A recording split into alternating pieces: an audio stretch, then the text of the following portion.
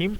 Dear viewers, so today we are discussing the second part of external environment analysis. और इसमें जो हम बात करेंगे वो we gonna talk about competitor forces and competitor analysis. तो कंपैटिटर एनालिसिस करने के लिए हम एक टेबल बनाते हैं और it gonna help us out that how we can analyse और conduct external environment analysis. So I'm trying to guide you. I'm making conducting analysis and of two companies. So let's पहला इस तरह table बनाएं having 3 columns. First factors, then company A and company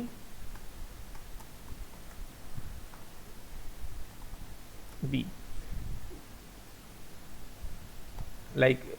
Like now we are making comparison of 2 companies, so there could be 3 companies, so then create 4 columns. If 5 companies, create 6 columns. और इसी तरीके से आपने लिखना है. तो बल्कि इसको कंपनी से बेहतर है मैं आपको ना तो यूनिवर्सिटी का कंपैरिजन करके बताता हूँ. तो से University of Sahiwal and COMSATS Sahiwal. Let's make a competitor analysis of this. अच्छा, ये जो फैक्टर्स हैं इधर आपने वो एलिमेंट्स लिखने हैं जो आप कंपैरिजन कर रहे हैं इन दोनों इंस्टीट्यूशंस का. तो पहले तो आप लिख लें स्ट्रेंथ, कि दोनों की स्ट्रेंथ्स क्या हैं. इसी तरह दोनों की वीकनेसेस क्या हैं.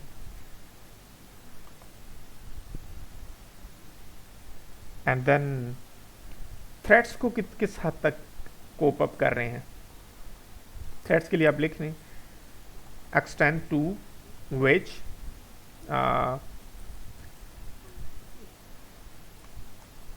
companies overcoming.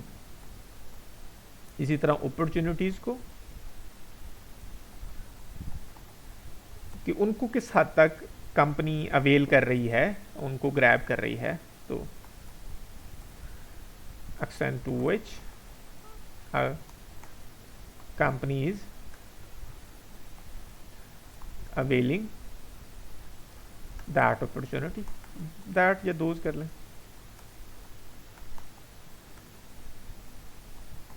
कि मसलन एक अपॉर्चुनिटी जो मार्केट में अवेलेबल है, जो वो कंपनी या इंस्टीट्यूशन अवेल कर सकता है, तो वो किस हद तक उसको अवेल कर रही है. तो इसी तरह आप कर सकते हैं. ऑब्जेक्टिव्स क्या हैं या स्ट्रेटजीज कह लें, तो वो क्या है उसके बारे में भी आप दोनों कंपैरिजन करना है. इसी तरह आप ये स्ट्रेंथ में ही आ सकते हैं. मसलन आप उसमें लिखा जा सकता है कि अच्छा स्ट्रेंथ, क्योंकि स्ट्रेंथ के भी डिफरेंट पैरामीटर्स हैं ना, तो मैंने तो एक जनरल स्ट्रेंथ लिख दिया. तो आप उसको स्टेप बाय स्टेप उसको कॉलम भी कर सकते हैं. आप उसमें ना फर्दर उसके क्रिएट कर लें कि अच्छा जी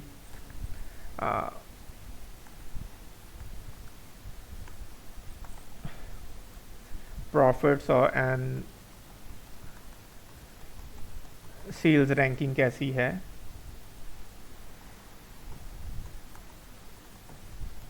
मार्केट शेयर कैसा है,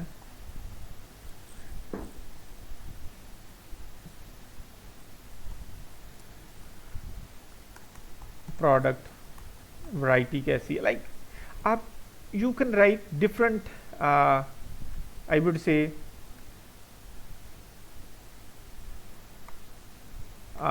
different parameters or different say different indicators or I could say parameters of strength. इसी तरह के अब स्ट्रेंथ के अंदर ये 3 चीज़ें आप चेक करेंगे. इसी तरह वीकनेसेस के आप लिख सकते हो. तो ये तो मैंने आपको एग्जांपल दी है. इसी तरह आप लिख सकते हो कि जी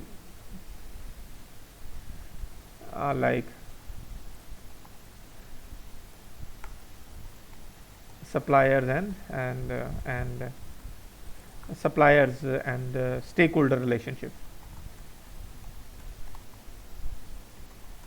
कि अपने इर्द गिर्द जो स्टेक होल्डर्स हैं उनके साथ किसी कंपनी का कितना अच्छा रिलेशनशिप है. अगर किसी का है तो वो स्ट्रेंथ है, नहीं है तो वीक.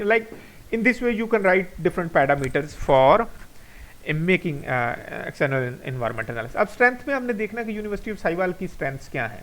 अब इसमें हम प्रोडक्ट्स का भी एक कॉलम ऐड कर सकते हैं. आप इसको इस तरीके से भी देख सकते हैं. प्रोडक्ट्स किसकी कैसी प्रोडक्ट्स हैं। अब एक कंपनी अगर कॉमसेट्स की वैरायटी ऑफ प्रोडक्ट्स ज़्यादा हैं तो वो उनकी स्ट्रेंथ है, अगर उनकी वैरायटी ऑफ प्रोडक्ट्स नहीं हैं जिस कंपनी इंस्टीट्यूशंस की हैं तो वो उसकी स्ट्रेंथ हो सकता है। तो हम ज्यूम कर रहे हैं कि हम बिजनेस स्कूल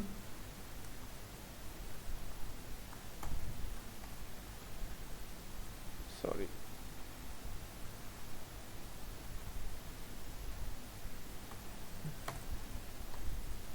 हम बिजनेस स्कूल का कंपैरिजन कर रहे हैं इसे।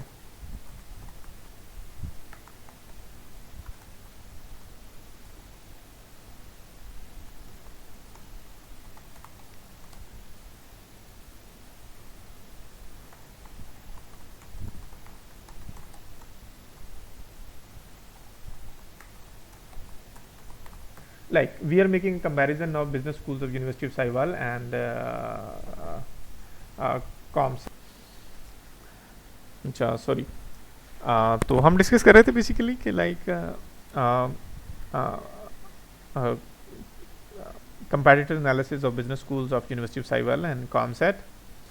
तो आपने इन फैक्टर्स में से जो फर्दर इंडिकेटर्स हैं वो एक साइड पे लिख लेने हैं कि क्या सूरत हाल है इनकी, कौन से फैक्टर्स में स्ट्रेंथ में प्रोडक्ट है, प्रॉफिट्स एंड सेल्स रैंकिंग है, market share, product variety, suppliers and stakeholder relationships, इसी तरह वीकनेसेस क्या हैं और थ्रेट्स को किस हद तक कंपनी कोप अप कर रही है, अपॉर्चुनिटी को किस हद तक ग्रैब कर रही है, उनके ऑब्जेक्टिव्स क्या हैं।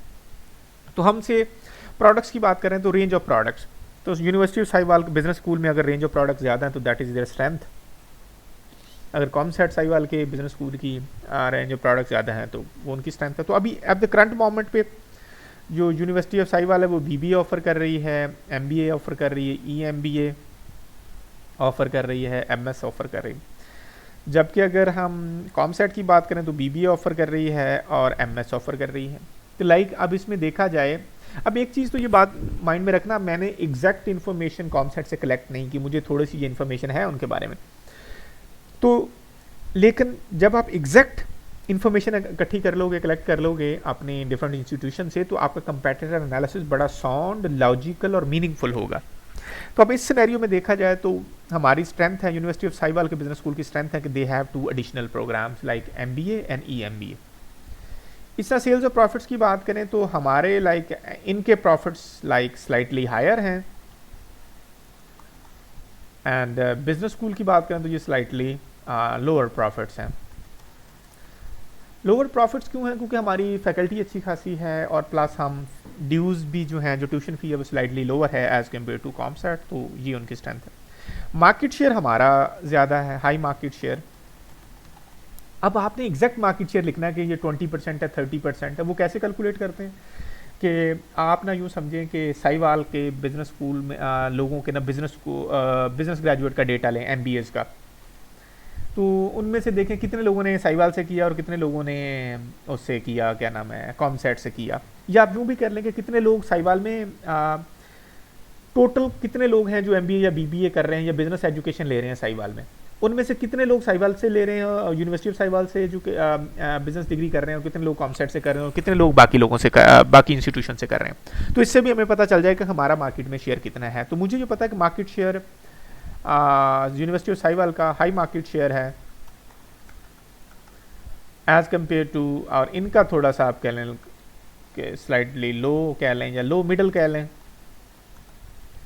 आपने इसको नंबर्स में लिखना है, दैट इज़ बेटर कि अच्छा जी हमारा यूनिवर्सिटी ऑफ साहिवाल का 40% मार्केट शेयर है और कॉमसेट का से आप कह लें जी 25% मार्केट शेयर। इसका मतलब है कि 40% जो जितने भी लोग बिजनेस एजुकेशन ले रहे हैं उनका 40% यूनिवर्सिटी ऑफ साहिवाल में एडमिशन लेता है और 25% कॉमसेट में और बाकी यूनिवर्सिटीज़ में और उनमें से एडमिशन लेते हैं।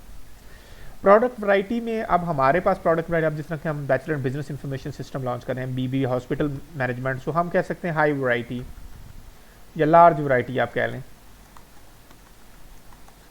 और वैरायटी में आप लिखना भी है कि हमारे पास क्या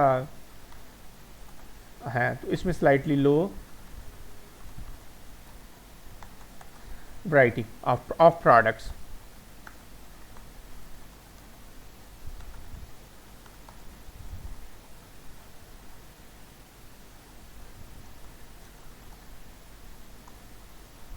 तो ये आगे लो वैरायटी प्रोडक्ट। अब इसमें एक और काम भी कर सकते हैं कि आप ना इसमें लिख सकते हो लाइक क्वालिटी ऑफ प्रोडक्ट्स। ये डिफरेंट जो बातें माइंड में आ रही हैं कि आपने डिफरेंट पैरामीटर्स पहले सबसे पहले तो डिसाइड करना। क्वालिटी ऑफ प्रोडक्ट्स हमारी अल्हम्दुलिल्लाह बिजनेस ग्रेजुएट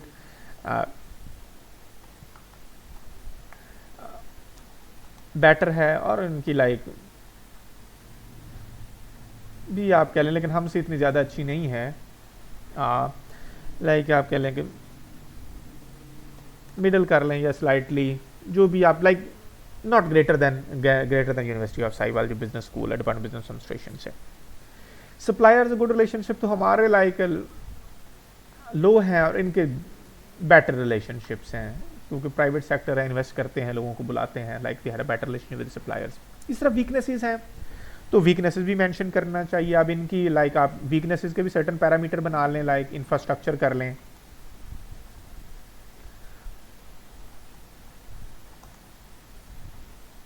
इंफ्रास्ट्रक्चर अब हमारे पास लाइक वीक इंफ्रास्ट्रक्चर है,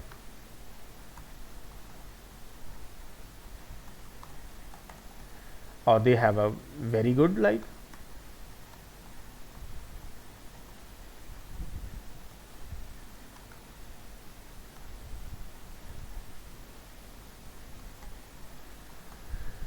अब ये सारी बातें वीकनेसेस और ये सारी स्ट्रेंथ है, क्योंकि जो अच्छी चीज़ है वो स्ट्रेंथ है, जो नहीं है तो वीकनेसेस है। तो मैं वीकनेसेस के कॉलम को डिलीट कर रहा हूँ क्योंकि सारी चीज़ें तो हम कवर कर रहे हैं। स्ट्रेंथ और वीकनेसेस आप कर लें लाइक,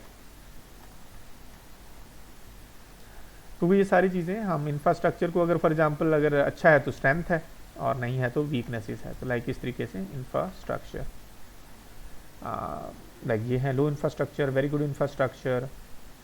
अब इसी तरह faculty member, quality of faculty member,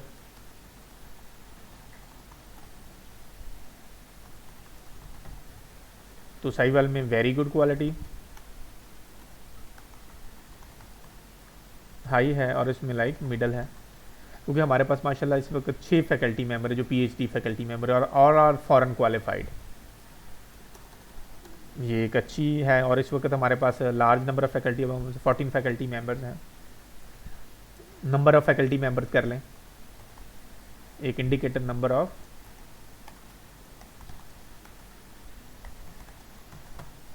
faculty members. तो लाइक इसमें हमारे पास लाइक 14 फैकल्टी मेंबर हैं और उनके पास पता चले उनके पास 20 हैं। अगर 20 हैं तो लाइक उनके फैकल्टी मेंबर हमसे ज़्यादा हैं। तो लाइक इस तरीके से हम इसको लाइक लिख सकते हैं कि हमारी क्या स्ट्रेंथ एंड वीकनेसेस हैं। इसी तरह हम सॉरी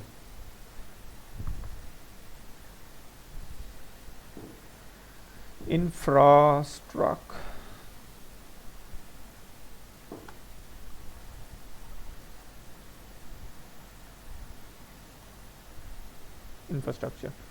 अब थ्रेट्स और वीकनेसेस को कितनी, अपॉर्चुनिटीज़ को किस हद तक, तो अब देखें थ्रेट्स को लाइक हमारे पास लाइक ये कोविड-19 है। कोविड-19 एक थ्रेट था, ये दोनों के लिए है। अब हम इसमें से देखना है कि इसके लिए क्या ऑनलाइन क्लासेस शुरू कर रहे हैं, तो दोनों yes they are like trying to cope this situation by online classes, coping through online classes, तो ये भी कर रहे हैं। Both are coping with the online classes. अब इसमें हम एक और भी चीज़, क्या हमारे पास कोई ऑनलाइन सिस्टम है,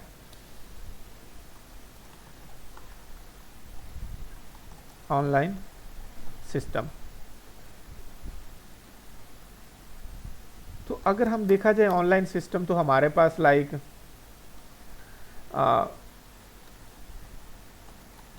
एवरेज सिस्टम है और इनके पास कॉमसेट के पास लाइक वेरी गुड सिस्टम है, लाइक एक ऑनलाइन सिस्टम जो है, तो ये लाइक उनका बेहतर है हमसे। इसी तरह और भी है लाइक अभी इस कोविड-19 में लो लेवल ऑफ इनकम है, आप फैक्टर कह लें कि लो लेवल ऑफ इनकम। तो अब इनके लिए तो बड़ा इशू है कि जिनकी इनकम अगर कोविड की वजह से अफेक्ट हुई हैं, तो लाइक आई डोंट नो कि वो किस हद तक कॉप अप कर रहे हैं। तो आप कह सकते हैं कि पुअर रिस्पॉन्स, तो लाइक हमारा एक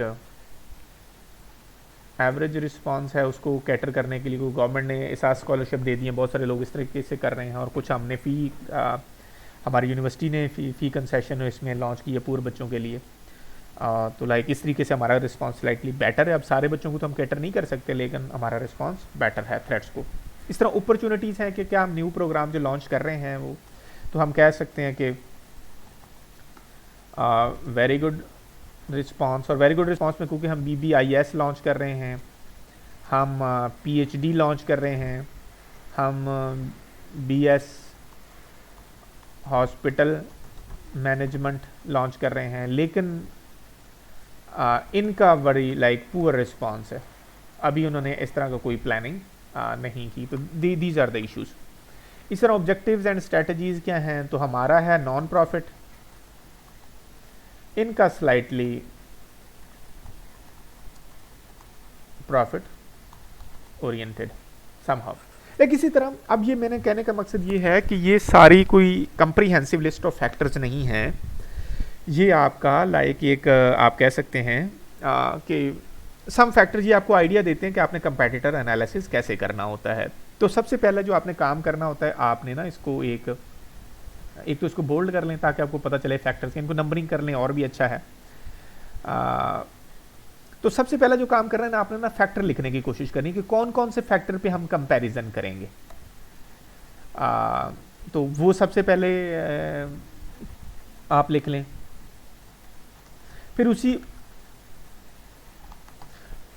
and then you need to make a comparison of both organization on those parameter. तो जिस तरह कि हमने यूनिवर्सिटी ऑफ साहिवाल की सिचुएशन, बिजनेस स्कूल की सिचुएशन ये लिखी है जो मैंने अभी हाईलाइट किया है, देन कॉमसेट की। अब हमें इससे कंपैरिजन करके पता चलता है कि हम किन एरिया में बेहतर हैं, किन एरिया में वीक हैं।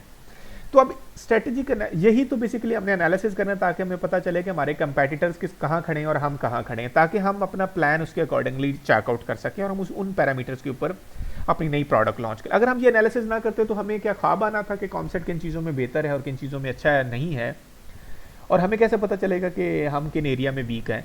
तो बेसिकली इस तरह का एनालिसिस हमें ये गाइड करेगा कि आगे हमने कौन सा प्लान करना है। मेरे ख्याल में इस एनालिसिस के बाद हर आदमी ये कह सकता है अच्छा हमारा इंफ्रास्ट्रक्चर, हमारा ऑनलाइन सिस्टम अच्छा नहीं, हमने एक तो इस पे पैसे लगाने हैं, इसको बेहतर करना है। फिर हमारी क्वालिटी, हमारी शुक्र है बेहतर है। हम सप्लायर एंड रिलेशनशिप हमारा थोड़ा सा वीक है क्योंकि हम बस आते हैं, क्लासेस पढ़ाई और बस चले गए अपने घरों को।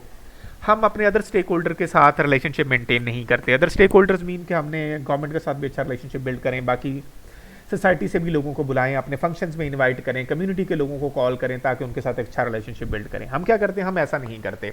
अब ये हमारा वीक एस्पेक्ट्स है। इसी तरह लाइक कुछ फैक्टर्स हैं जिसमें हमारा और हमारे कुछ स्ट्रेंथ्स भी हैं कि हमारी प्रोडक्ट वैरायटी अच्छी है, हमारे पास क्वालिटी PhD फैकल्टी मेंबर हैं, हमारे पास 14 फैकल्टी मेंबर हैं, हमने न्यू प्रोग्राम लॉन्च कर रहे हैं, ये हमारी स्ट्रेंथ है। तो मेन टू से काम मकसद ये है कि हम उन चीज़ों पे भी काम करते हैं जो हमारे वीक एस्पेक्ट्स हैं। तो यही बेसिकली एक अच्छे मैनेजर्स का, अच्छे इंस्टीट्यूशन का हेड होने का एक जॉब है कि हम we need to continuously keep an eye over the environment and we need to monitor के क्या चीज़ें चेंज हो रही हैं, कंपेटिटर किन चीज़ों में बेहतर हो रहे हैं, ताकि हम उन चीज़ों को कर सकें और हम मज़ीद बेहतर कर लें। अगर हम इस तरीके से काम कर रहे हैं और कंटिन्यूसली हम चल रहे हैं तो हम इंशाल्लाह हमेशा ही टॉप पोजीशन पे रहेंगे और हम काम भी करते रहेंगे और हमारी सक्सेस रहेगी। अगर हम इन पैरामीटर्स पे काम नहीं कर रहे तो then what gonna happen basically, so we might be losing our position. तो आज हमारे पास शायद बहुत अच्छे स्टूडेंट हैं, तो आने वाले दिनों में we might be losing our students. So today we have a 40% market share. So in the next few years if we did not updated ourselves, if we did not update ourselves and we are not updating our products, so there is a possibility that we may lose our market share. So therefore you need to continuously monitor your environment. So like that is the main जो job है आपकी as external environment analysis. तो हमने पहले भी ये देखा था कि अच्छा इकोनॉमी किस तरफ जा रही है, टेक्नोलॉजी चेंजेस क्या हो रही हैं, और प्लस हमारा सोशल चेंजेस क्या हो रही हैं, ताकि हम ये देख सकें कि हमने आगे फ्यूचर में क्या गेम प्लान डेवलप करना है। तो जब तक हम इन चीज़ों को अंडरस्टैंड नहीं कर पाएंगे, हम कभी भी स्ट्रेटजीज हमारे सामने नहीं आ पाएंगे और हम कभी भी हम कोई राइट डिसीजन नहीं कर पाएंगे। तो बेसिकली राइट डिसीजन जो होता है वो इन्फॉर्मेशन की बेसिस पे होता है, और अगर हमारे पास इन्फॉर्मेशन इनएक्यूरेट है, रिलायबल नहीं है, तो हम कैसे एक्यूरेट डिसीजन कर सकते हैं। तो इसलिए हम सबको जो पहला काम करना है, हमने एक्यूरेट एनालिसिस करना है। इसलिए मैंने कहा कि ये कॉन्सेप्ट के बारे में जो मेरी इन्फॉर्मेशन है वो शायद ज़्यादा एक्यूरेट ना हो, तो हमने उनका एनालिसिस करना है, हमने उनके पास जाना है, हमने उनकी वेबसाइट को सर्च करना है, हमने उनके किसी फैकल्टी मेंबर से बात करें कि कितने फैकल्टी मेंबर हैं, इंफ्रास्ट्रक्चर कैसा है, लाइब्रेरी कैसा है। अब हमने लाइब्रेरी की बात करें तो हमारी लाइब्रेरी इतनी अच्छी नहीं है, उनकी लाइब्रेरी अच्छी है, तो ये एक फैक्टर हमें पता चल गया ना, तो इसको भी लिख लेते हैं।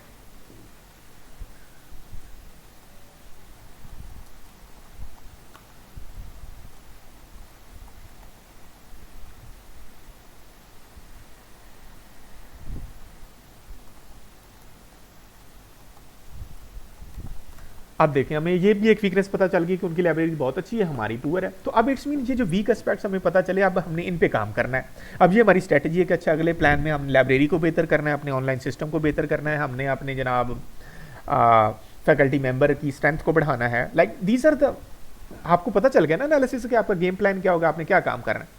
If you haven't done this analysis, तो आपको कभी भी पता ना चलता कि मैंने अगले ईयर, मैंने क्या काम करना है। तो सबसे पहला काम ही यही है, एनालिसिस करना।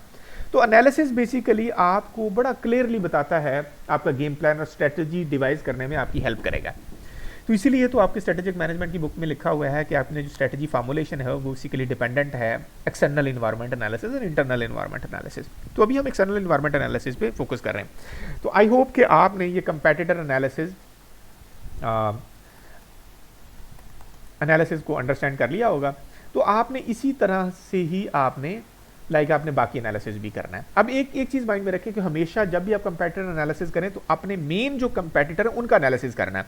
वैसे तो बहुत सारे छोटे मोटे इंस्टीट्यूशन हैं जो आपके कंपेटिटर हो सकते हैं, तो आप सबके साथ अपना एनालिसिस नहीं करोगे, लेकिन जो मेन कंपेटिटर हैं, जो साहिवाल में फॉर एग्जाम्पल कौन से ऐसे एजुकेशन इंस्टीट्यूशन हैं जो काम कर रहे हैं, मतलब GCUF काम कर रहा है, यूनिवर्सिटी ऑफ लाहौर थी जो इस एरिया में काम कर रही थी, अरेड एग्रीकल्चर की यूनिवर्सिटी है। तो हमने जो आपको समझते हैं कि ये आपके मेन कंपेटिटर हैं, आपने उनको सामने लेके आए और उनके साथ कंपैरिजन करें, ताकि आपको पता चल जाए कि हम किन एरिया में बेहतर हैं और किन एरिया में वीक हैं, ताकि हम उसके अकॉर्डिंगली अपना प्लान चार्ट आउट कर सकें। तो अभी तो मैंने सिर्फ दो पैरामीटर्स, दो कंपनीज को कंपैरिजन किया था, टू इंस्टीट्यूशंस का कंपैरिजन किया था। उनमें से एक business school of University of Sahiwal था और दूसरा बिजनेस स्कूल ऑफ कॉमसेट था। तो हम इसको इधर लिख भी लें ताकि और क्लियर हो जाए।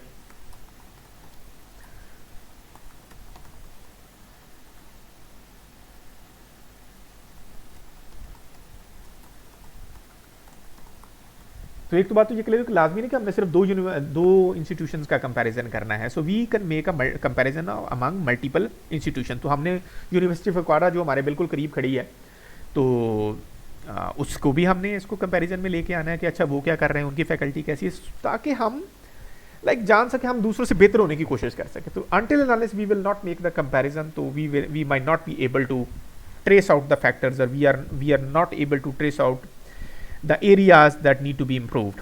So this competitor analysis will help us out that what are the deficient areas, so that we could work on those areas and we could improve our institution, our products. तो I hope इससे आपको competitor analysis समझ आ गया होगा। तो इसकी जो slides हैं वो आपको मैंने पहले भी शेयर कर ली हैं, तो आपने उन चीज़ों पे आपने काम पढ़ लेना है। गूगल क्लासरूम में पहले से शेयर हो चुकी हैं। तो competition in virtually all industries can be described as intense. तो ये मैंने कुछ कंसर्न्स है कि स्ट्रेंथ, वीकनेसेस, उनके ऑब्जेक्टिव, स्ट्रेटजीज, आप एक्सटर्नल वेरिएबल को कैसे रिस्पॉन्ड करते हैं, आपकी वल्नरेबिलिटी क्या है, इन फैक्टर्स को अपने माइंड में रख के। कंपेटिटर इंटेलिजेंस के बारे में लिखा गया है कि a systematic and ethical process for gathering and analysing information about competition activity, competitors activity and general business trends to further business own goal. तो बेसिकली हम इसीलिए कर रहे हैं ना कि हम कंपेटिटर एनालिसिस, कंपेटिटर्स के बारे में मैक्सिमम इन्फॉर्मेशन कलेक्ट करें और based on those information we can devise our game plan. और लेकिन एक चीज़ है कि हमने जिस भी तरीके से इन्फॉर्मेशन कलेक्ट करें वो एक एथिकल प्रोसेस होना चाहिए। We need to be bit ethical. ऐसा ना हो कि we are using unethical means to collect the information, ऐसा कभी भी नहीं करना। लेकिन आप देखें ना, क्योंकि आप एक बुरा प्रोसेस, एक अनएक्सेप्टेबल प्रोसेस करके, मेथड यूज़ करके हम कैसे उम्मीद रख सकते हैं कि उसकी आउटकम एक अच्छी होंगी या आउटपुट उसकी अच्छी होंगी? नॉन हलाल कमा के हम कैसे उम्मीद रख सकते हैं कि हमारे बच्चे बेहतर होंगे? तो मेरे ख्याल में हमें like we always need to use fair means. ये आपने हमेशा बात अपने माइंड में रखनी है कि never rely on unethical means, never rely on fraudulent practices, be ethical, be honest. हाँ, आपके जोर बाजू में इतनी पावर होनी चाहिए कि that you can survive in a market, और वो आप कर सकते हैं। If you have collected the information and you are taking the steps accordingly, तो then a time will come that you gonna be among the successful organisation. तो यही एक तरीका है आगे बढ़ने का। इसी तरह आप इनमें से एक फैक्टर ऐड कर सकते थे कि अच्छा, टीचिंग प्रैक्टिसेस किन की अच्छी हैं। लाइक एक बहुत बड़ा फैक्टर है, क्योंकि इंस्टीट्यूशन की जो सक्सेस है वो बेसिकली उनकी टीचिंग प्रैक्टिसेस हैं। स्किल डेवलपमेंट कितना कर रहे हैं, इस ये भी एक फैक्टर ऐड कर सकते हैं, क्योंकि हम जिन एरिया में वीक उन पे काम करने की जरूरत है। तो लाइक इस तरीके से आप कंपेटिटर एनालिसिस कर सकते हैं। इसी तरह एक 5 फोर्सेस मॉडल है कंपटीशन का, तो वो भी एक देख सकते हैं कि अच्छा, इस इंडस्ट्री में कंपटीशन बढ़ेगा, किस तरह की नेचर है, हमने सर्वाइव कर सकते हैं, नहीं कर सकते। लाइक ये भी कुछ 5 फोर्सेस मॉडल हैं, लाइक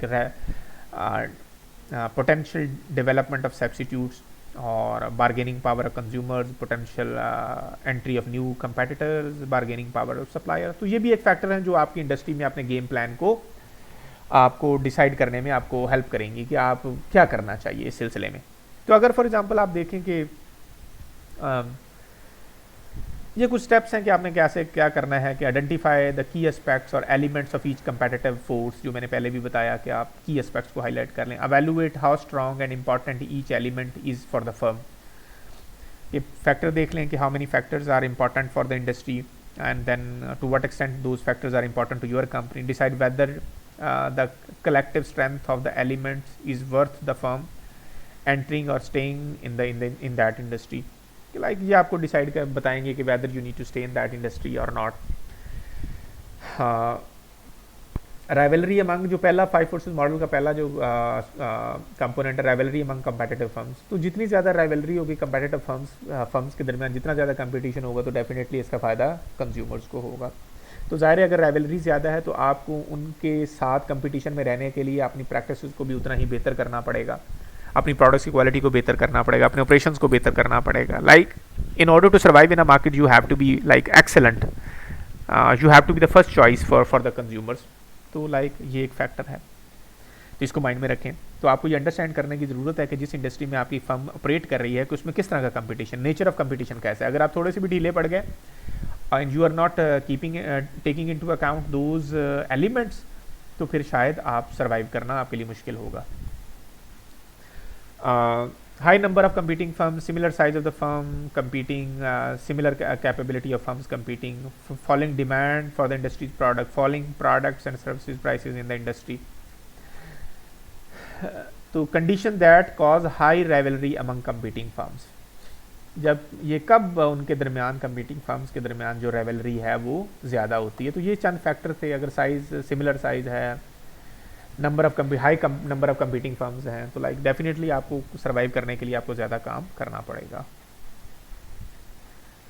ये कुछ और फैक्टर्स भी हैं। Customer can switch brand easily, कि अगर कस्टमर के पास ऑप्शन है कि वो एक ब्रांड से दूसरे ब्रांड में आसानी से जा सकता है। फॉर एग्जांपल मैंने प्राइस बढ़ाई तो उन्हें पता है कि यार इसके सब्स्टिट्यूट जो हैं वो अल्टरनेटिव जो कंपैटिटर है वो बड़े मुनासिब प्राइस पे प्रोडक्ट को सेल कर रहे हैं, तो ज़ाहिर है कस्टमर उधर से जाकर परचेज कर लेगा। तो इसमें मतलब है कि स्विचिंग जो कॉस्ट है वो लो है। अगर कस्टमर की स्विचिंग कॉस्ट और सब्स्टिट्यूट पे जाने की कॉस्ट बड़ी लो है तो कस्टमर इजीली स्विच कर जाएगा। अब कुछ ऐसी प्रोडक्ट्स हैं जिसकी स्विचिंग कॉस्ट बहुत ज़्यादा है। मसलन हमने वापडा की इलेक्ट्रिसिटी हम नहीं छोड़ के हमारे दूसरे सप्लायर की तरफ नहीं जा सकते। क्यों? क्योंकि उसकी स्विचिंग कॉस्ट बहुत ज़्यादा है, मीटर का लगाना, कनेक्शन लेना, इतना ज़्यादा टाइम लगता है। Like these are the factor. तो उस केस में स्विचिंग कॉस्ट हमारी बहुत ज़्यादा है, तो हमारे पास फिर कोई ऑप्शन नहीं, हम फिर वही लाइक वो इलेक्ट्रिसिटी को यूज़ करते हैं।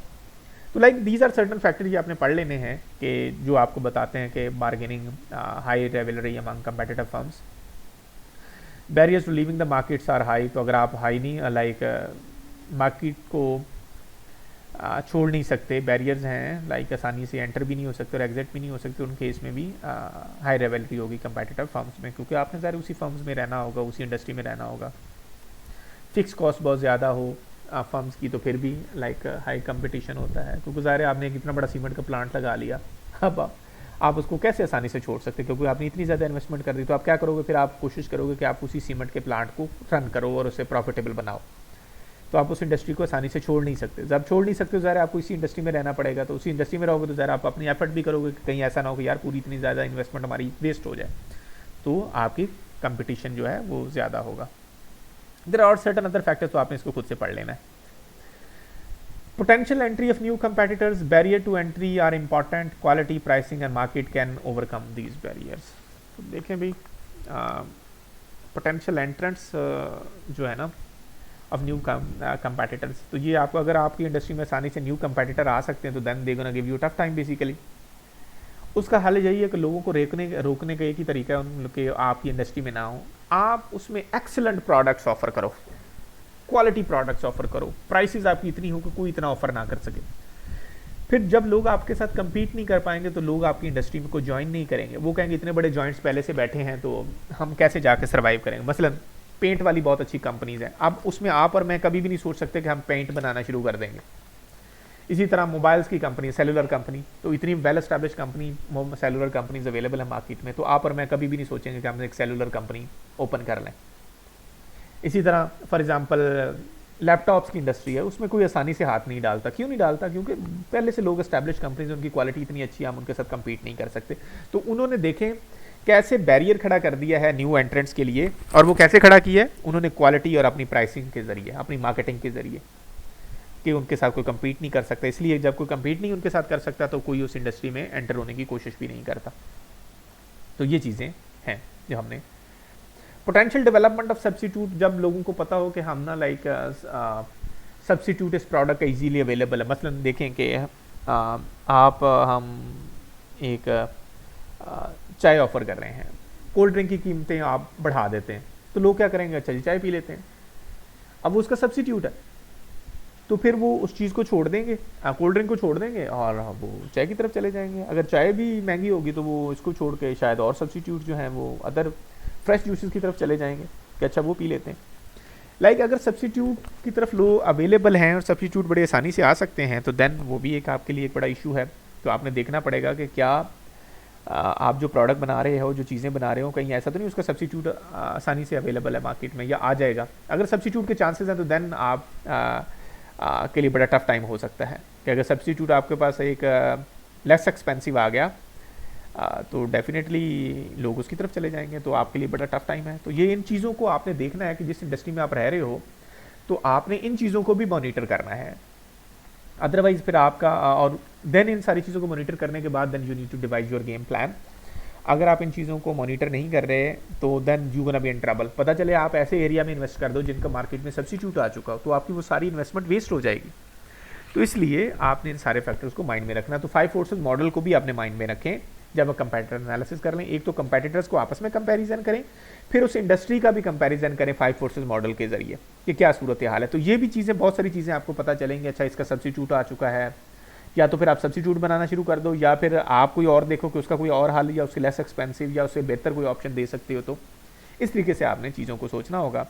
तो जब आप ये सारी चीज़ें देख लोगे तो देन आप मेरे ख्याल में अपना गेम प्लान बड़े अच्छे तरीके से डिवाइस कर सकते हो। इसी तरह बार्गेनिंग पावर ऑफ सप्लायर्स, तो सप्लायर अगर सारे इकट्ठे हो जाएं तो ज़ाहिर है उनके पास बार्गेनिंग पावर बढ़ जाएगी। अगर सप्लायर की बार्गेनिंग पावर बढ़ गई है तो देन ज़ाहिर है वो उसी रेट पे बेचेंगे जो सप्लायर डिमांड कर रहा है, तो आपके पास कोई ऑप्शन नहीं है, आपने उन्हीं से बाय करना होगा। तो फिर अगर जब तक आपको इन चीज़ों को पता नहीं है तो आप अपना गेम प्लान नहीं डिवाइस कर सकते।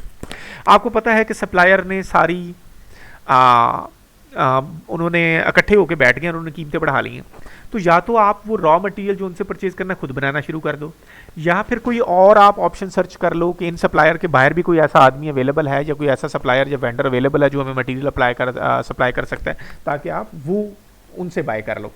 लेकिन इन चीज़ों पे आप जब तक आप इस पर इंफॉर्मेशन कलेक्ट नहीं करोगे, रिसर्च नहीं करोगे, तो देन शायद आप कभी भी ये नहीं कर पाओगे। इस तरह बार्गेनिंग पावर ऑफ कंज्यूमर्स, अब इसी तरह कंज्यूमर्स की भी बार्गेनिंग पावर है। अब मसलन अब आप देख लें चीनी के केस में, हमारे केस में अब चीनी वाली कंपनीज ने कार्टेल क्रिएट कर लिया। वो 65 रुपये पे चीनी 56 रुपये पे बिक रही थी, उनको मेरे ख्याल में 80 रुपीज़ तक ले गए, क्योंकि कंपनी सारी इकट्ठी हो गई थी। क्योंकि सप्लायर यही लोग अवेलेबल थे, तो हमारे पास कोई ऑप्शन नहीं है शुगर को पहले 50 रुपीज़ पे थी तो तब 50 रुपीज़ की बाय कर रहे थे, अब now it is at available है 70 रुपीज़ और 80 रुपीज़, तो अब हमारे पास कोई ऑप्शन नहीं है, उसी प्राइस पे ही हमने उसको बाय करना है। तो इसका मतलब है सप्लायर के पास बार्गेनिंग पावर। इसी तरह समटाइम कंज्यूमर के पास भी बार्गेनिंग पावर होती है कि कंज्यूमर कहता है कि हम इकट्ठे हो जाते हैं कि अगर हम इनसे बाय नहीं करेंगे तो ज़ाहिर हमें सस्ता बेचेंगे। तो इसी शुगर कंपनीज की बात कर लेते हैं। अब किसान जो हैं वो शुगर केन ग्रो करते हैं, उन्होंने वो शुगर केन कंपनीज को बेचना होता है, शुगर मिल्स को। अब शुगर मिल फिर इकट्ठी है, वो कहती हैं हम गन्ना नहीं बाय करेंगे। अब वो बेचारों को बड़ा सस्ता गन्ना मेरे ख्याल में 200 रुपये मन बेचना पड़ता है। तो क्यों? क्योंकि बायर्स के पास बार्गेनिंग पावर है। इसमें बायर कौन है? अब वो शुगर कंपनीज है। और इसी तरह जब ये शुगर बना लेती हैं तो फिर कंज्यूमर को ये तंग करती हैं, क्योंकि उस वक्त ये सप्लायर है, फिर ये इकट्ठे हो जाते हैं। तो अब उस टाइम में ये सप्लायर्स की पास बार्गेनिंग पावर है कि वो कंज्यूमर को महंगी शुगर दे रहे हैं, और जब वो किसानों से बाय कर रहे होते हैं तो उस वक्त ये बायर हैं, तो इनके पास कलेक्टिव बार्गेनिंग पावर है, सारे इकट्ठे हैं। तो कंज्यूमर से बड़ा वो सप्लायर से, शुगर केन प्रोवाइडर से या फार्मर से बड़ा लो रेट पे शुगर बाय करते हैं या शुगर केन बाय करते हैं। तो लाइक अगर सारे सप्लायर इकट्ठे हो जाए तो उनके पास सप्लायर के पास बार्गेनिंग पावर है, अगर कंज्यूमर इकट्ठे हो जाए तो कंज्यूमर के पास बार्गेनिंग पावर है। तो लाइक ये एक फैक्टर्स हैं, तो आपने इन चीज़ों को भी माइंड में रखना है, फिर इसके अकॉर्डिंगली आपने अपना गेम प्लान डिवाइस करना है। तो आई होप इससे आपको ये भी पता चल गया कि अच्छा जब हमने कंपेटिटर एनालिसिस करना है तो कंपेटिटर एनालिसिस करने के लिए हमें क्या करना पड़ेगा, और उस इंडस्ट्री का एनालिसिस करने के लिए हम जो 5 फोर्सेस मॉडल लगाते हैं उसका क्या ऑब्जेक्टिव है। तो जब तक आप पूरी इंडस्ट्री का सही तरीके से एनालिसिस नहीं कर पाओगे, कर लेते, तो देन आप मेरे ख्याल में अपना फ्यूचर का गेम प्लान को डिवाइस करना बहुत मुश्किल होगा। तो आप रॉन्ग डिसीजन कर सकते हो। तो आपने उन रॉन्ग डिसीजन से बचना है, तो इसलिए आप इंडस्ट्री का कंपेटिटर एनालिसिस भी अप्रोप्रिएट करें एंड इंडस्ट्री का एनालिसिस भी अप्रोप्रिएट करें, और देन अपना गेम प्लान को डिवाइस करें। तो अब आप अगर माइंड में देखें तो अब जो हमने बात की है, हमने एक्सटर्नल इन्वायरमेंट में इकोनॉमिक सिचुएशन को भी देखा, देन टेक्नोलॉजिकल फोर्सेस को भी, then we social and cultural factor, then इसी तरह पॉलिटिकल एंड लीगल फैक्टर्स को देखा, कंपेटिटर एनालिसिस को देखा, बार्गेनिंग पावर एंड लाइक हमने 5 फोर्सेस मॉडल देखा। ये सारे फैक्टर देखने के बाद अब हम डिवाइस करेंगे अच्छा कौन सी चीज़ें फेवरेबल हैं, कौन सी चीज़ें अनफेवरेबल हैं। इन सारी चीज़ों को हम सामने रखेंगे और फिर हम अपना रिस्पांस चेक करेंगे कि अच्छा हम किधर खड़े हैं, हमने किन एरिया में अच्छा काम कर रहे हैं, किन एरिया में अच्छा काम नहीं कर रहे हैं, किन चीज़ों में हमें काम करने की ज़रूरत है और किन चीज़ों में हमें काम नहीं कर रहे हैं या हमें एरियाज ऑफ इम्प्रूवमेंट की ज़रूरत है। तो लाइक अब ये आपका हमारा एक्सटर्नल एनालिसिस हो गया। अब हम अपना रिस्पांस देखते हैं कि अच्छा ये तो हमें पता चल गया कि अच्छा ये चीज़ें डिमांड हैं, ये थ्रेट्स हैं, ये इश्यूज़ हैं, ये हमारी वीकनेसेस हैं। अब हमने ये देखना है कि हम ये जो एरिया जो चीज़ें देखी हैं इसमें हमारा रिस्पांस क्या है।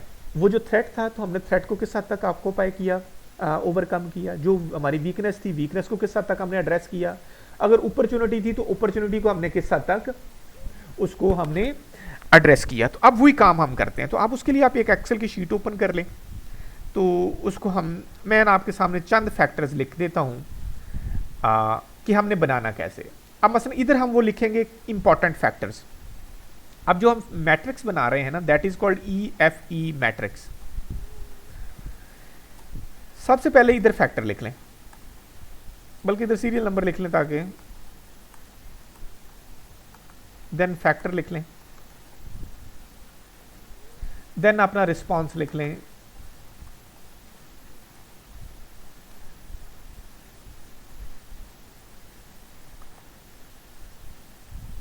बल्कि वेट भी लिख लें। वेट है कि वो फैक्टर कितना इंपॉर्टेंट है आपके लिए सर्वाइवल के लिए, वेट है, रिस्पॉन्स, और टोटल स्कोर भी लिख लें।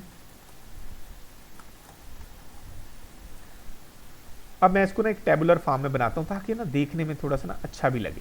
ये आपने हमेशा काम करना है कि चीजें ऐसे लिखें कि like it should look like alluring. Presentation बड़ी मैटर करती है, it is a era of presentation. इनको बोल्ड कर लें। मैं आपको बताऊंगा कि समरी कैसे बनाते हैं। अब इसको आप चाहे इसको लाइक मर्ज कर लें, इसको बोल्ड कर लें, लाइक थोड़ा सा प्रेजेंटेशन आपको ना आनी चाहिए। अब 20 लाइक EFE मैट्रिक्स है। सीरियल नंबर है 1 2। अब मैं ना चंद फैक्टर लिखूंगा आपकी आसानी के लिए ताकि हमें ना अच्छा जी। अब हमने ना एक था ये, अब हम अपना देख रहे हैं। इसी तरह ये EFE मैट, इसी तरह एक और इसमें लाइक आप ऐड कर लें,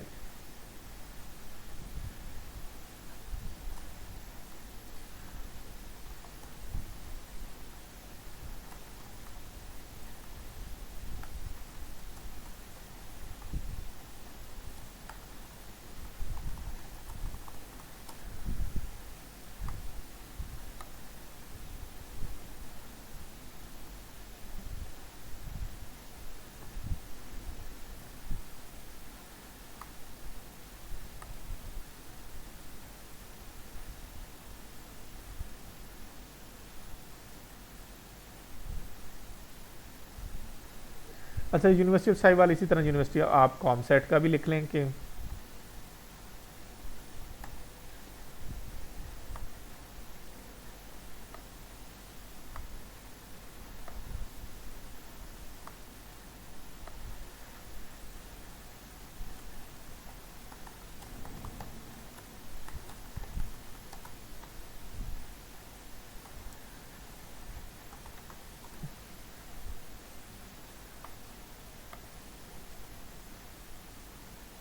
बल्कि ये 2 कॉलम ही काफ़ी हैं।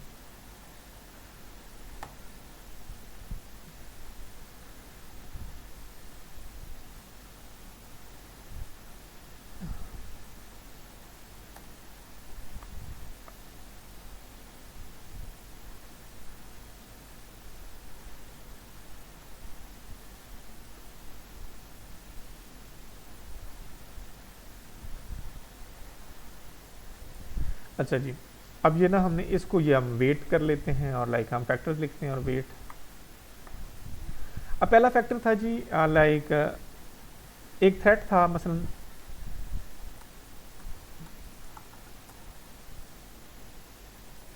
कोविड-19 एक इशू आया कि इन्वायरमेंटल चेंज एक्सटर्नल फैक्टर, ये एक थ्रेट है कोविड-19।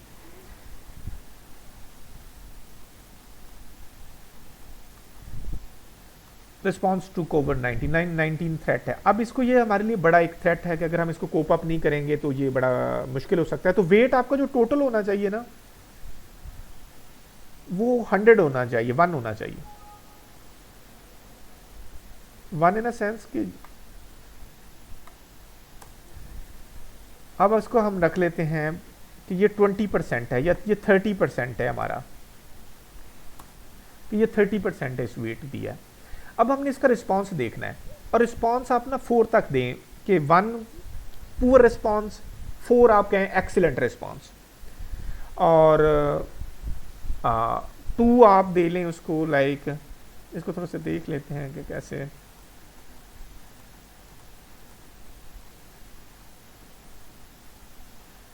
चलें इसको हम ना देख लेते हैं इस तरीके से कि सबसे जो 4 रिस्पॉन्स है कि एक्सीलेंट रिस्पॉन्स है, कि university business schools, university of Sahiwal ने भी इसको एक्सीलेंट रिस्पॉन्स दिया है। और इसको मैं थोड़ा सा कलर भी कर लूँ, कलर की डिस्टिंक्शन भी कर लूँ कि हम किस एरिया की बात कर रहे हैं ताकि हमारे लिए आसानी रहे। अच्छा, अब ये देखें और हम कहते हैं कि जी अच्छा ये ना कॉमसेट ने भी इस पर बड़ा अच्छा रिस्पॉन्स किया क्योंकि उन्होंने ऑनलाइन क्लासेस शुरू कर ली।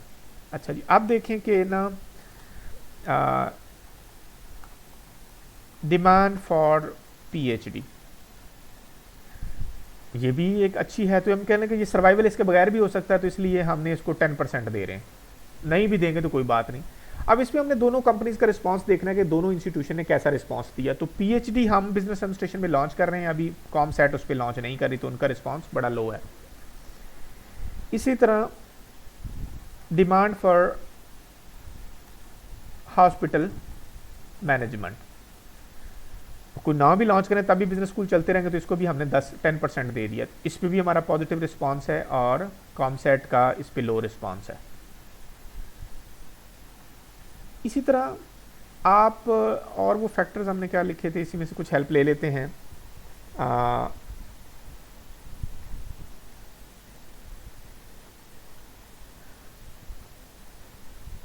Online system, need for online system, need for online system. अब इसके बगैर चल नहीं सकता तो इसको हम 20% देते हैं। अब इसमें हमने रिस्पॉन्स देना, हमारा यूँ कर लेंगे ना 2 बेहतर है, लेकिन कॉमसेट का इसमें रिस्पॉन्स अच्छा है। कॉम इन अच्छा इन अ सेंस कि लाइक उनके पास एक डेवलप सिस्टम है ऑलरेडी, हम अभी बाय कर रहे हैं अपना LMS सिस्टम, तो शायद वो आने वाले दिनों में और बेहतर हो जाएगा।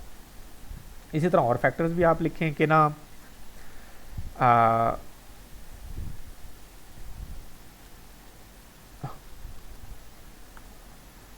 नीड फॉर फैकल्टी मेंबर्स, तो इसके बगैर नहीं चल सकता, तो ये भी 20% है।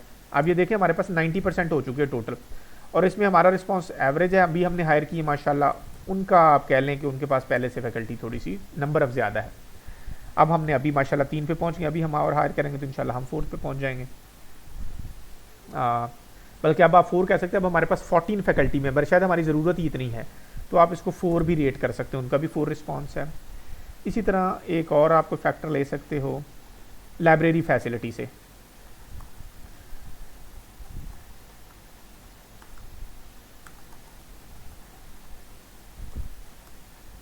वन और देन हमारा इस पे रिस्पॉन्स आप कह लें कि एवरेज है और उनके पास शायद उनका बेहतर है हमसे। अब ये देखें, अब वेट, आपने वेट ये इंडिकेट करता है कि कोई फैक्टर कितना आपके लिए इंपॉर्टेंट है, कि अगर आप उसको करते हैं या नहीं करते, तो लाइक उसकी आपकी सिग्निफिकेंस आपकी कंपनी के लिए कितनी है। तो मैंने कहा जी कोविड को रिस्पॉन्ड करना और ऑनलाइन सिस्टम ये दोनों मिला के 50% बनते हैं, 30% और 50%।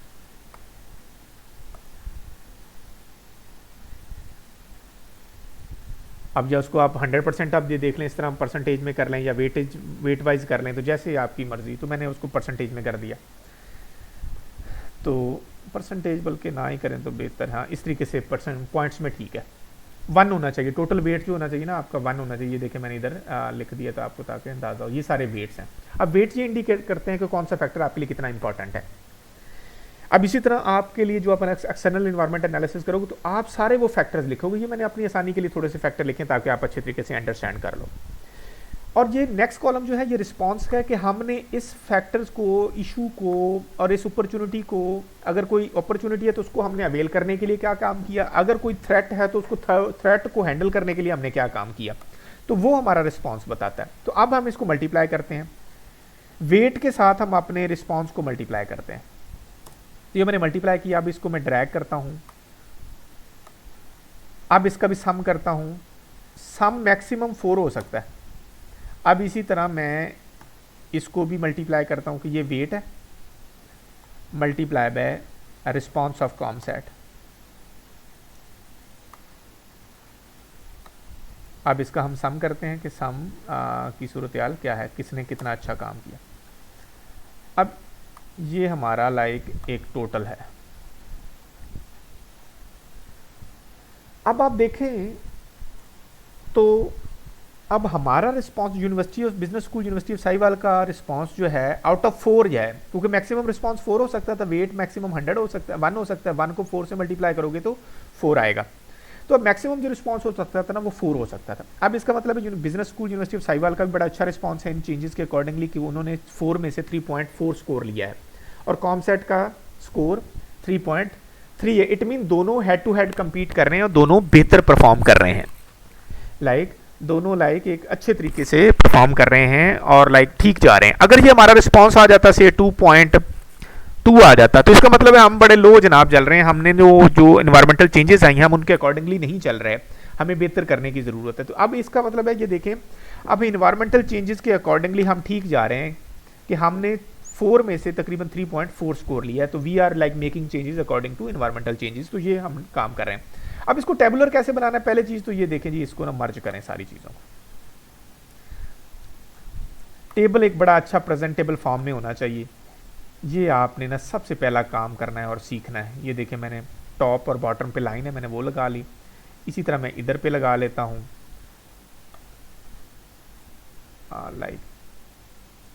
ये है। अब इनके ऊपर भी, इन फैक्टर्स के ऊपर भी आप कुछ लिखें, आप की फैक्टर लिख लें, वॉट एवर की फैक्टर्स। एक चीज़ तो ये सब का ना जो फाउंट साइज है वो सेम होना चाहिए। इनको भी अगर आप देखना चाहते हैं तो इस तरीके से फैक्टर्स को, अब इनको आप मिडल में कर लें चाहे सबको, कि जिस तरह आपको अच्छा लगे। इनको मर्ज कर लें आप इन्हीं सेल को जिस तरह बाकियों को मर्ज किया है, ताकि अब अगर इनको आप चाहे रिमूव भी कर दें, अगर आपने अपना उसको रखना है तो रख सकते हैं। तो अगर आपने इनको बॉक्सेस बनाने हैं तो आप बॉक्सेस बना लें जी, जैसे आपकी मर्जी है, ताकि आपको फिर इसको भी बॉक्सेस बना लेने चाहिए ताकि एक लगे कि हमारा ये एक बॉक्स है।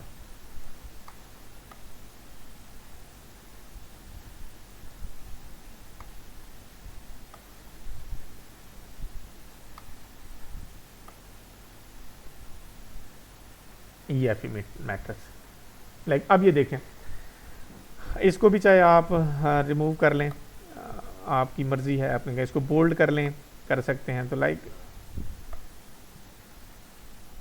अब ये देखिए, ये अब प्रेजेंटेबल फॉर्म में है थोड़ा सा। आप देखें इसकी थोड़ी स्पेस और कम कर सकते हो, वो कर लें।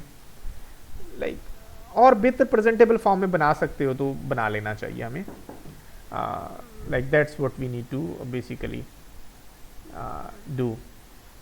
अब ये थोड़ा सा बेहतर फॉर्म में है कि एक प्रेजेंटेबल फॉर्म में, कि अब इसमें देखा जा सकता है बिजनेस स्कूल की जो रिस्पॉन्स है वो that is slightly better than COMSATS, और दोनों ही अच्छा परफॉर्म कर रहे हैं, दोनों ही कंपनी, दोनों ही इंस्टीट्यूशन मार्केट की चेंजेस के अकॉर्डिंगली अपने आप को प्रिपेयर कर रहे हैं। तो लाइक दैट रिफ्लेक्ट्स कि हम सही जा रहे हैं। अब अभी भी हमारे पास रूम है कि हम इसको 4 तक ले जा सकते हैं। इट्स मीन हमें अभी भी कुछ एरियाज़ में हम वीक हैं, जिस तरह की ये देखें हम ऑनलाइन सिस्टम में थोड़ा सा वीक हैं, ये एरियाज़ है, इसको हम चाहे आप थोड़ा सा हाईलाइट कर लें कि जिन एरियाज़ पे हमें काम करने की ज़रूरत है।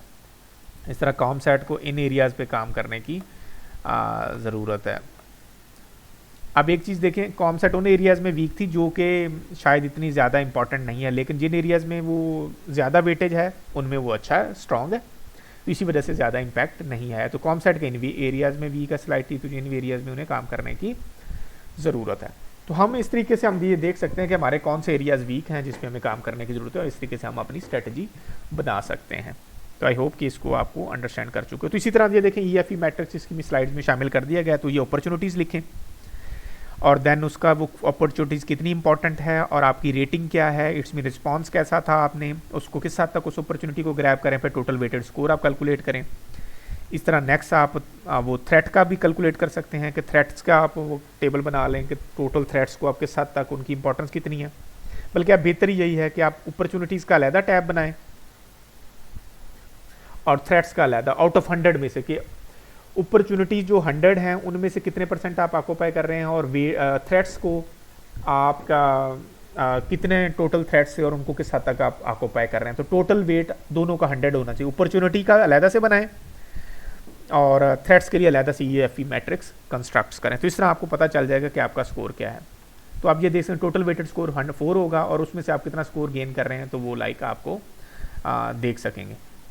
इस तरह ये मसलन कंपनीज़ की एक एग्जांपल दी गई है कि लाइक ये फैक्टर्स थे क्रिटिकल सक्सेस फैक्टर, उसमें ये वेट था, ये एक कंपनी का रिस्पांस था, ये दूसरी कंपनी का या तीसरी कंपनी का। अब इसमें से देखा जाए तो सबसे अच्छा रिस्पांस कंपनी 1 का है, यानी कि वो इन फैक्टर्स पे बड़ा अच्छा काम कर रही है, जबकि कंपनी 2 सबसे नीचे और कंपनी 3 का 2.7 है। अब कंपनी 2 और कंपनी 3 के लिए अपने फैक्टर्स को बेहतर करने का ज़्यादा रूम है। तो जिधर ये 1, 2 हैं तो ये एरियाज़ ऑफ इम्प्रूवमेंट हैं, क्योंकि इसमें कंपनीज़ का रिस्पॉन्स स्लाइटली लो था, तो इन एरिया में कंपनीज़ को काम करने की ज़रूरत है। आई होप आपने इस लेक्चर को अंडरस्टैंड कर चुके होंगे। तो thank you very much, I hope you have enjoyed it. तो आप लाइक रेगुलर वीडियोस को एक्सेस करने के लिए आप बेहतर है आप इस चैनल को सब्सक्राइब कर लें। चैनल इसलिए सब्सक्राइब करें कि जैसे ही कोई मैं नई वीडियो अपलोड करूँगा तो आपको ऑटोमेटिकली उसका नोटिफिकेशन आ जाएगा और आप उसको सुन सकते हैं। अदरवाइज ये है कि मैं इसका लिंक तो ज़रूर आपने गूगल क्लासरूम में शेयर करूँगा, तो आप उधर से भी ले सकते हैं। तो fine, thank you very much.